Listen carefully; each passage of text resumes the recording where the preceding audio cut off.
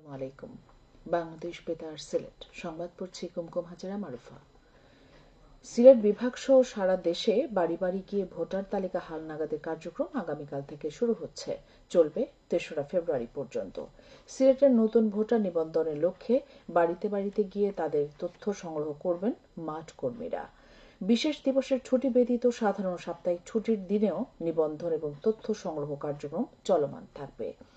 ২০০৮ সালের ১ জানুয়ারি বা তার আগে যাদের জন্ম কিংবা যারা আগের ভোটার তালিকা হালনাগাদের কার্যক্রম থেকে বাদ পড়েছেন তাদের তালিকায় অন্তর্ভুক্ত করা হবে। এ সময় নতুন ও বাদ পড়াদের তথ্য সংগ্রহ ছাড়াও বিদ্যমান তালিকা থেকে মৃতদের নাম বাদ দেওয়ার জন্য বাড়ি বাড়ি গিয়ে তথ্য নেওয়া হবে। এর আগে গত ২রা জানুয়ারি চলতি বছরের খসড়া ভোটার তালিকা প্রকাশ করে ইসি। এতে নতুন করে যুক্ত হয়েছে ১৮,৩৩,৩৫২ জনের নাম।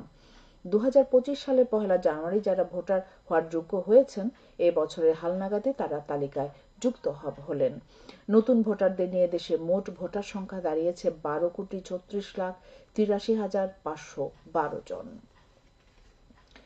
সংস্কার কমিশনের রিপোর্ট হাতে পেলেই অগ্রাধিকার ভিত্তিতে স্বাস্থ্য খাত সংস্কারের উদ্যোগ নেওয়া হবে বলে জানিয়েছেন অন্তর্বর্তী সরকারের স্বাস্থ্য উপদেষ্টা নূরজাহান বেগম। গতকাল সিলেটের কোম্পানীগঞ্জ উপজেলা স্বাস্থ্য কমপ্লেক্স পরিদর্শন শেষে তিনি এ কথা জানান। নূরজাহান বেগম বলেন, প্রধান উপদেষ্টার ঘোষিত রোডম্যাপ অনুযায়ী জাতীয় নির্বাচন অনুষ্ঠিত হবে। এর আগে উপদেষ্টা কোম্পানীগঞ্জ উপজেলা স্বাস্থ্য কমপ্লেক্স পরিদর্শন করেন। এদিকে উপদেষ্টা সিলেট এমএজি ওসমানী মেডিকেল কলেজের এডুকেশন কনফারেন্স রুমে শিক্ষকদের সঙ্গে মত বিনিময় সভায় অংশ নিয়ে জানান, ওষুধের উপর অতিরিক্ত শুল্ক কর কমাতে সুপারিশ করা হয়েছে। সংস্কার কমিটির প্রতিবেদনের পর দেশের স্বাস্থ্যসেবা খাতে বিগত বছরগুলোতে দুর্নীতি ও নিয়মের সঙ্গে জড়িতদের ব্যাপারে ব্যবস্থা নেওয়া হবে। বিএনপির প্রতিষ্ঠাতা এবং সাবেক রাষ্ট্রপতি জিয়াউর রহমানের ৮৯তম জন্মবার্ষিকী আজ। ১৯৩৬ সালের এই দিনে বগুড়ার গাবতলীর নসিপুর ইউনিয়নের বাগবাড়ি গ্রামে জন্মগ্রহণ করেন তিনি। রসায়নবিদ মনসুর রহমান ও জাহানারা খাতুন দম্পতির ৫ ছেলের মধ্যে জিয়াউর রহমান ছিলেন দ্বিতীয়। তার ডাকনাম কমল। ১৯৭৮ সালের ১ সেপ্টেম্বর রাষ্ট্রপতি জিয়াউর রহমান বাংলাদেশের জাতীয়তাবাদী দল বিএনপি প্রতিষ্ঠা করেন। ১৯৮১ সালের ৩০ মে একদল বিপথগামী সেনা সদস্যের হাতে নিহত হন সাবেক এই রাষ্ট্রপতি।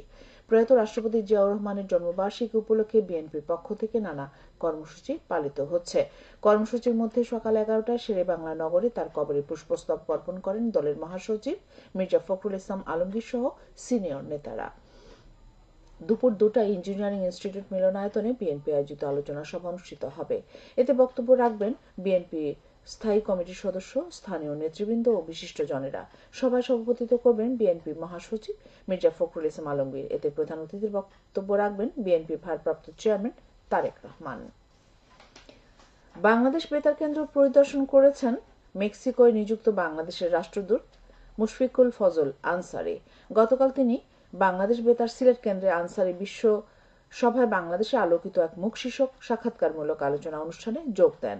এ সময় তাকে ফুলের তোড়া দিয়ে অভিনন্দন জানান কেন্দ্রের আঞ্চলিক পরিচালক আব্দুল্লাহ মোহাম্মদ তারিক, উপ আঞ্চলিক পরিচালক মোহাম্মদ আব্দুল হক ও মোহাম্মদ মুমিনুর রহমান ও পবিত্র কুমার দাস, আঞ্চলিক প্রকৌশলী মোহাম্মদ রাকিবুল ইসলাম, সহকারী পরিচালক তানভীর আহমেদ ও দেলওয়ার হোসেন সহ কর্মকর্তা বৃন্দ। মুশফিকুল ফজল আনসারী বিশ্ব সভায় বাংলাদেশের আলোকিত এক মুখ শীর্ষক সাক্ষাৎকারমূলক অনুষ্ঠান আগামী ২২ জানুয়ারি বিকেল ৪:৩৫ বেতার মধ্যম তরঙ্গ ও FM ৮৮.৮ মেগাহার্টজে প্রচারিত হবে। সিলেট ও সুনামগঞ্জের বিভিন্ন সীমান্ত এলাকা থেকে পৃথক অভিযানে প্রায় ৩ কোটি টাকার ভারতীয় পণ্য জব্দ করেছে সিলেট বিজিবির ৪৮ ব্যাটালিয়ন টহল দল। বিজিবি সূত্রে জানা যায়, গতকাল ভোরে গোপন সংবাদের ভিত্তিতে সিলেট ৪৮ ব্যাটালিয়নের দায়িত্বাধীন একটি টহল দল সুনামগঞ্জ জেলার সীমান্তবর্তী এলাকায় তামাবিল, সংগ্রাম, প্রতাপপুর, পান্থুমাই, শ্রীপুর, বিছনাকান্দি, কালা সাদেক, কালাইরাগ এবং বাংলাবাজার বিওপি সদস্যরা অভিযান পরিচালনা করে ভারতীয় কমলা, চিনি, মহিষ, বিভিন্ন প্রসাধনী সহ মাদকদ্রব্য এবং বাংলাদেশ থেকে পাচারকারী রসুন ও পরিবহনে ব্যবহৃত ট্রাক জব্দ করে। গতকাল সংবাদ বিজ্ঞপ্তির মাধ্যমে বিষয়টি নিশ্চিত করে সিলেট ব্যাটালিয়নের অধিনায়ক লেফটেন্যান্ট কর্নেল মোহাম্মদ হাফিজুর রহমান বলেন, সীমান্তে নিরাপত্তা রক্ষা ও চোরাচালান প্রতিরোধে বিজিবির আভিধানিক কার্যক্রম ও গোয়েন্দা তৎপরতা অব্যাহত থাকবে। সিলেট বিভাগীয় হিফজুল কোরআন প্রতিযোগিতার ফাইনাল অডিশন ও পুরস্কার বিতরণী অনুষ্ঠান গতকাল রাতে নগরীর দরগা গেটস্থ কেন্দ্রীয় মুসলিম সাহিত্য সংসদের শহীদ সুলেমান হলে অনুষ্ঠিত হয়েছে। সিলেট ফাউন্ডেশন বাংলাদেশের 8তম প্রতিষ্ঠা বার্ষিকী উপলক্ষে এসএফবি কোরআনের আলো এই প্রতিযোগিতায় আয়োজন করে। অনুষ্ঠানে বক্তারা বলেন, যারা কোরআনের খেদমতে সম্পৃক্ত হয়ে তাদের যথাযথ সম্মান করা আমাদের নৈতিক দায়িত্ব। আল কোরআন মানব জাতির পথপ্রদর্শক, তাই কোরআনের আলো দিয়ে অন্ধকারকে আলোকিত করার পাশাপাশি মহাগ্রন্থ আল কোরআনের বাণী সর্বমহলে পৌঁছে দিতে হবে। সবশেষে আবহাওয়া।